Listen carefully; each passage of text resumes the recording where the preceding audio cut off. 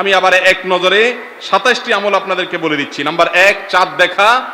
Number 2 রোজা রাখা, number 3 তারাবির নামাজ আদায় করা, নাম্বার 4 সাহরি খাওয়া, 5 নম্বর আমল হলো শেষ সময় সাহরি খাওয়া, 6 নম্বর আমল হলো ইফতার করা, 7 নম্বর আমল হলো তাড়াতাড়ি ইফতার করা, এবং 8 নম্বর আমল হলো ইফতারের দোয়া পড়া, 9 নম্বর আমল হলো সাহরি এবং ইফতারে খেজুর খাওয়া, 10 নম্বর আমল হলো রমজান মাসের সকল গুনাহ বর্জন করা, 11 নম্বর আমল হলো বেশি বেশি দোয়া করা, 12 নম্বর আমল হলো মিথ্যা কথা এবং কাজ পরিহার করা, 13 নম্বর আমল হলো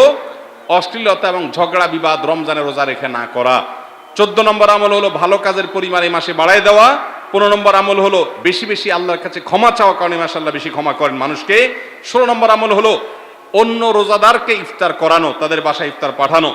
আর 17 নম্বর আমল হলো বেশি বেশি কোরআন তেলাওয়াত করা, 18 নম্বর আমল হলো কোরআন নিজে পড়ে আরেকজনকে শোনানো, আবার তার তেলাওয়াত নিজে বসে শোনাশুনি করা,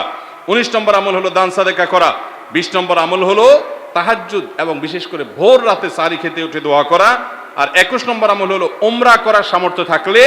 22 নম্বর আমল হলো ইতিকাফ করা শেষ দশকে, 23 নম্বর আমল হলো শেষ দশকের বেজর রাতে বা শেষ দশকের প্রত্যেকটা রাতে ইবাদতের পরিমাণ বাড়িয়ে দেওয়া এবং বিশেষভাবে রাত্রি জাগরণ করা শেষ দশক,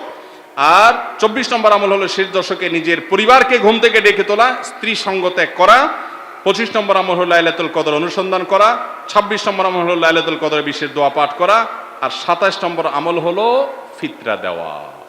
আল্লাহ আমাদের সবাইকে এই 27টা আমল দিয়ে আমাদের রমজান মাসকে সাজাবার তৌফিক দান করুন।